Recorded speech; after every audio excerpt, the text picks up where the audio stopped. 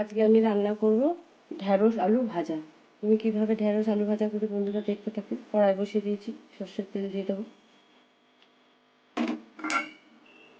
এখানে ঢ্যাঁড়স আলু কেটে নিয়েছি, ধুয়ে পরিষ্কার করে নিয়েছি একবারে। তেল গরম হয়ে গেছে, দুটো শুকনো লঙ্কা, এখানে গোটা পোস্ত দিয়ে দেবো। পোস্তটা ভাজা হবে।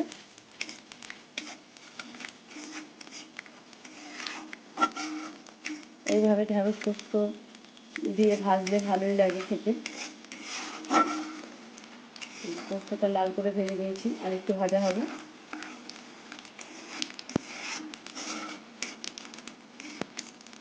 যে যেখান থেকে আমার ভিডিওটা দেখছেন সবাইকে অসংখ্য ধন্যবাদ। সবাই ভালো থাকবে, সুস্থ থাকবে।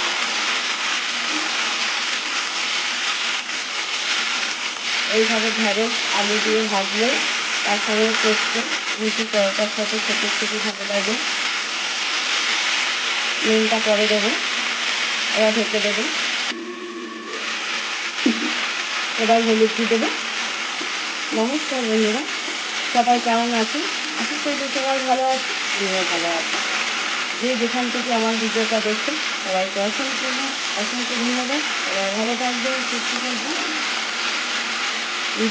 ভিডিওটা দেখার আগে একটা লাইক দিয়ে দেখবেন ভিডিওটা। নতুন বন্ধুদের বলবেন সাবস্ক্রাইব করে পাশে থেকে যাবে। আবার ঢেকে দিলাম।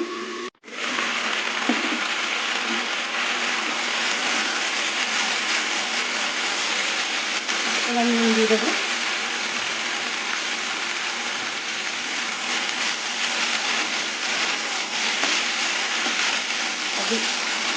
ঢ্যাঁড়স পোস্ত দিয়ে এইভাবে ভাজলে বন্ধুরা খেতে কিন্তু খুবই ভালো লাগে।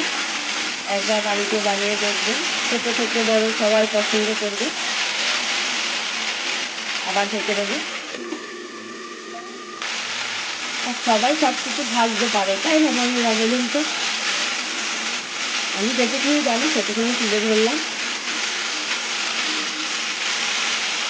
গ্যাসটা কমিয়ে দিয়ে করতে হবে, নাহলে পুড়ে যাবে। আলু সেদ্ধ হয়ে গেছে, আর এর মধ্যে দুটো কাঁচা লঙ্কা দিয়েছি, দেখাতে ভুলে গেছি বন্ধুরা।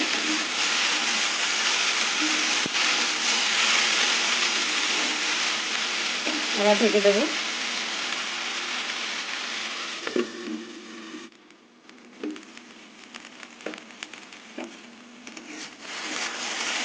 আর ঢ্যাঁড়স ভাজতে তেল খুব কমই লাগে, আর একটু ভাজা হবে।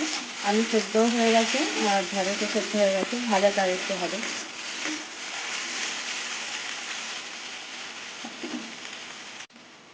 পাশে একটা প্যান বসিয়ে দিয়েছি, এটা আমি দুটো পরোটা ভেজে নিলাম বন্ধুরা, সেটাও একটু তুলে ধরলাম আজকে। এটা সকালে জলখাবার হচ্ছে, ঢ্যাঁড়স দিয়ে আলু দিয়ে পোস্ত দিয়ে ভাজা, আর তার সাথে পরোটা।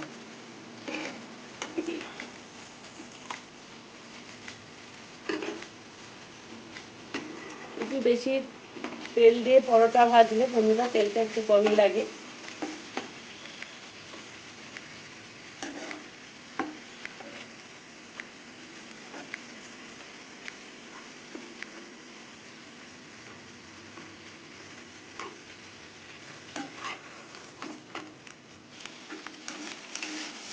আজকের ছোট্ট ভিডিওটা যদি আপনাদের ভালো লাগে, লাইক, শেয়ার, কমেন্ট করে পাশে থেকে যাবেন, আর পাশের বেল ঘন্টাটা প্রেস করে দেবেন। তাহলে যখনই আমি ভিডিও ছাড়বো আপনাদের কাছে পৌঁছে যাবে। এবার আমি নামিয়ে নেব, আর একটু হবে। ঢ্যাঁড়স ভাজা হয়ে গেছে, এবার আমি নামিয়ে নেব।